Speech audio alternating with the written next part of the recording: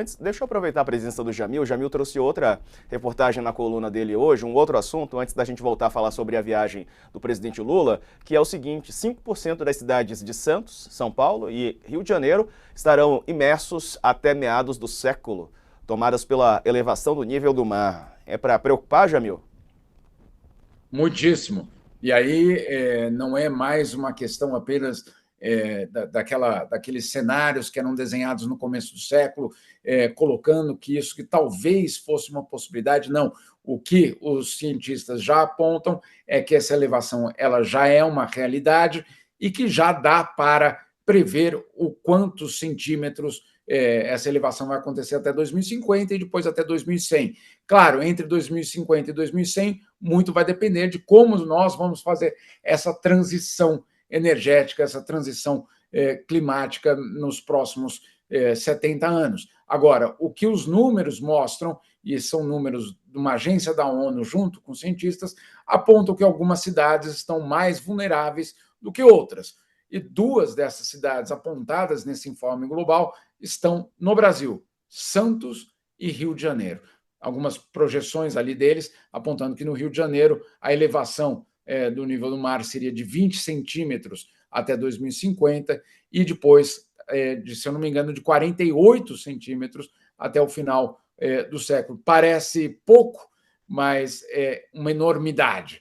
E essa enormidade representaria certamente uma tomada de um território inteiro dessas cidades. Os cálculos apontam que cerca de 5% da cidade de Santos e 5% da cidade do Rio de Janeiro, isso em território, né, não em população, em território, seriam afetados. E isso, obviamente, significa, acima de tudo, um impacto humano e social muito grande. E vamos sempre lembrar, para quem tem dinheiro, basta comprar um apartamento em outro lugar, basta sair daquela região e investir em outro imóvel, em outro lugar mais seguro, mas a questão não é essa. A questão é, obviamente, o impacto que tem principalmente para as camadas mais vulneráveis dessas populações, dessas cidades. Portanto, Santos e Rio de Janeiro, mas se você entrar ali no informe, são várias outras cidades, também Fortaleza, São Luís, Belém, várias outras cidades.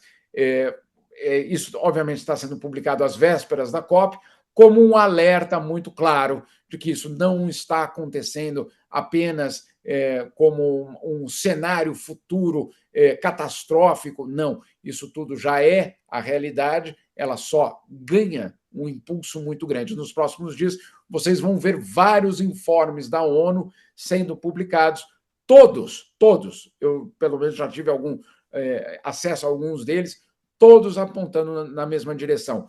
Não são mais projeções de um futuro distante, são realidades que vão piorar ainda mais nos próximos anos.